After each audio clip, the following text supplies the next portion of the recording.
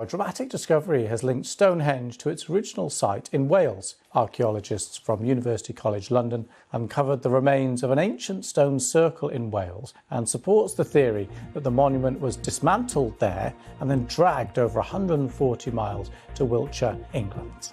Okay, I'm sorry, but that is incredible! Stonehenge was moved 140 miles? How? And also, why? What was the difference between a field in Wales and a field in England in prehistoric times? No one was like, the schools are much better there, plus there are so many good restaurants you can walk to. But at least now, we finally understand why Stonehenge looks so weird. It's because they took the whole thing apart, brought it to England, and then realized they forgot to bring the instructions. I mean, without those, you're screwed. Maybe the stone goes here. Why do we have so many screws left over? Do you put them... I think they're supposed to be next to each other. Either way, I think it's incredible that they were able to move those giant stones. But I also feel really bad for whoever they roped into helping them. Because back then, there were no good excuses to bail on things. I would love to help you out moving the stones, but I have a cello recital tomorrow. Cellos don't exist yet. Yep, you're right. I will see you there to move the stones.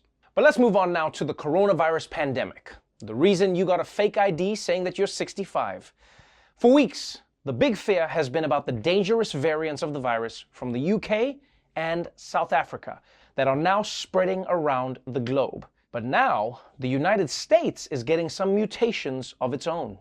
This morning, growing concerns about variants of the coronavirus. The New York Times reports doctors have now found 7 variants of the virus that originated in the U.S., spotlighting the urgent need for better tracking of cases and mutations. All of these variants had the same exact mutation. Now, that could just be a coincidence, but some researchers are worried that could this mean that the virus is getting smarter and adapting?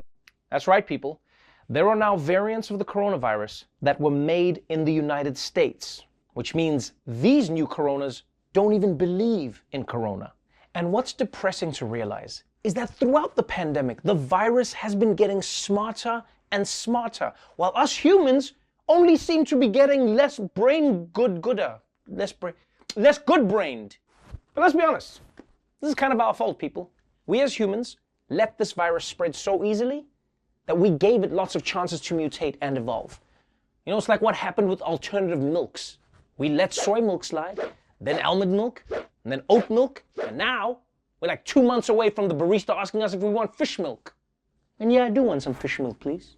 So, the pandemic is moving into a new phase, but we're still learning a lot about how so many things went wrong up until now.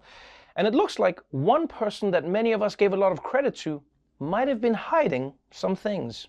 Growing fallout for New York Governor Andrew Cuomo and his administration over withholding COVID death toll numbers in nursing homes. The growing scrutiny comes just weeks after New York Attorney General Letitia James released a report claiming the state had undercounted nursing home deaths by as much as 50%. State health officials acknowledged the death toll was more than 15,000, much higher than originally reported. A top Cuomo aide admitted withholding data for months over concerns the Trump Justice Department might use the info against them. Those comments sparked immediate backlash among lawmakers on both sides of the aisle. State Republicans going so far as to say he should be impeached.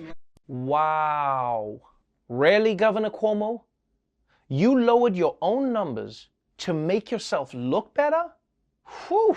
Guess who just got uninvited to my 29th birthday next week? And the explanation for this, the explanation that they're going with, is that they thought the Trump administration would use the high nursing home deaths against them, which, yeah, usually if you're not doing a good job, it gets used against you. That's the whole point of data. This would be like if the Kansas City Chiefs said, come on, you're gonna look at the scoreboard? Isn't it enough that I'm telling you that I won the Super Bowl? Come on! And when you think about it, messing with COVID numbers to make yourself look better is just about the Trumpiest thing that you can do. Which is ironic, since the main reason Cuomo became a pandemic hero is that he was giving informative, coherent press conferences while Trump was trying to inject people with bleach. It's like if you take a bowl of Chef Boyardee and you put it next to a bowl of worms, the fact that it's next to something so disgusting makes those worms look really delicious.